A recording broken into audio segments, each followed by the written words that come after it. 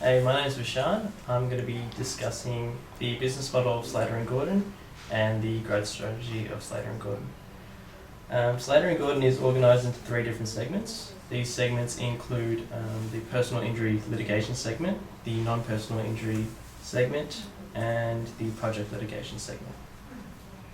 The personal injury litigation segment accounts for approximately 75% of core business revenues. 25% of business revenues come from non-personal injury litigation, and project litigation revenues are not really consistent and have been referred to as lumpy and sporadic. Therefore, those revenues have not been considered to really make up any of Slater and Gordon's core revenues. So, referring to the growth strategy of Slater and Gordon, their growth strategy appears to be quite aggressive. They've experienced consistent growth, growing more than 10% annually.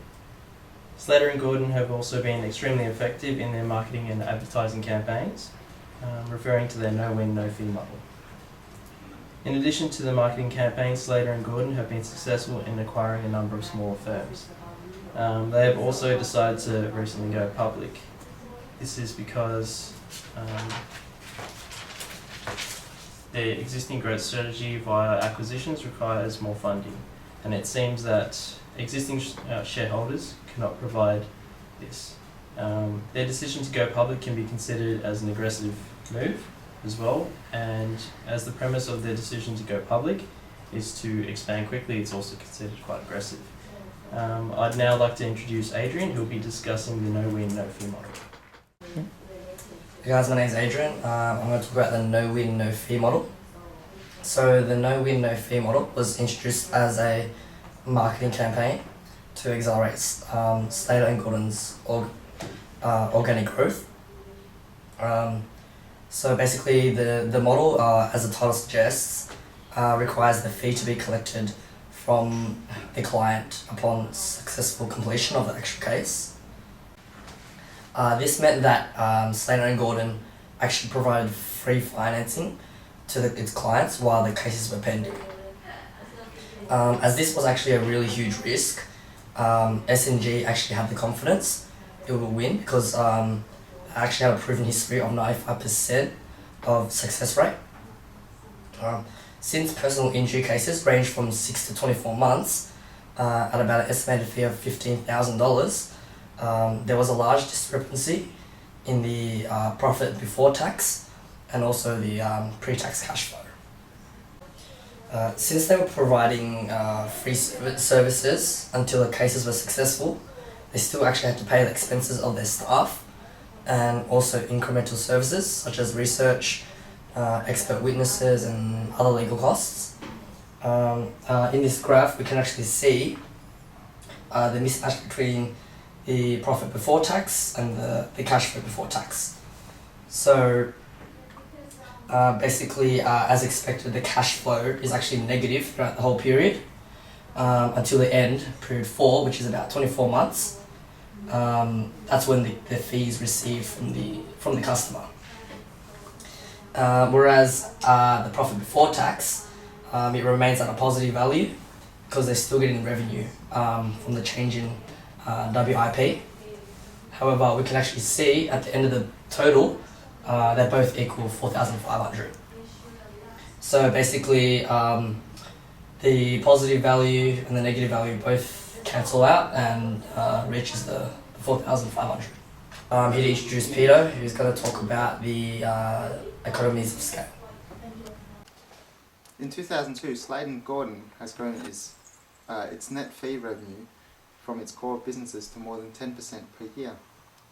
Its strategy has been to acquire smaller, standalone practices in strategic locations where they can capitalise on.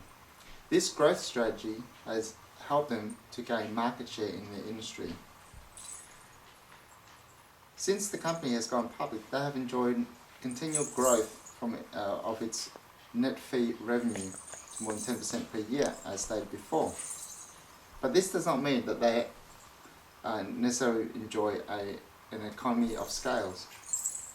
As we can see from the graph here, in 2005, its operating expense ratio was 84.6, and has steadily decreased to 80% in 2008, which means that they are doing things more efficiently. So in effect, they are having an economies of scales within this period.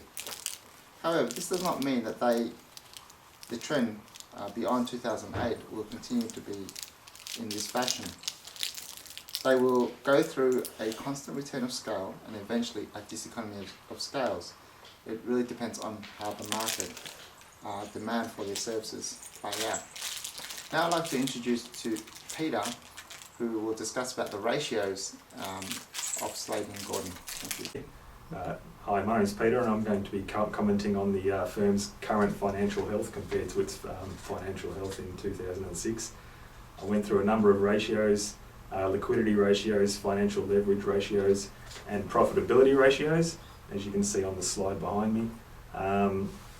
The liquidity of the company got worse in a couple of areas. The current ratio decreased and the quick ratio decreased, which means that its ability to meet its short-term debt obligations is not as good as it was in 2006.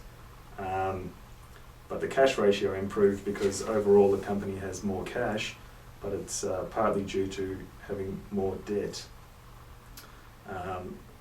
The financial leverage ratios, a few of those got worse. The total debt ratio, debt to equity ratio, and the equity multiplier all got worse, which means that the company has increased debt.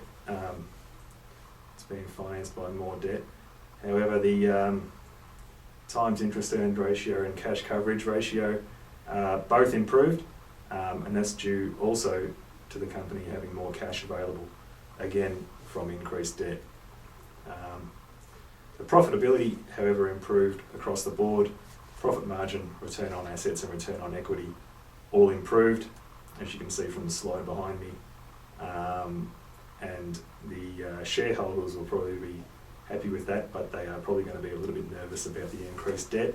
So overall, the company in 2014 is more profitable, but has taken on more debt, and that's reflected in the ratios.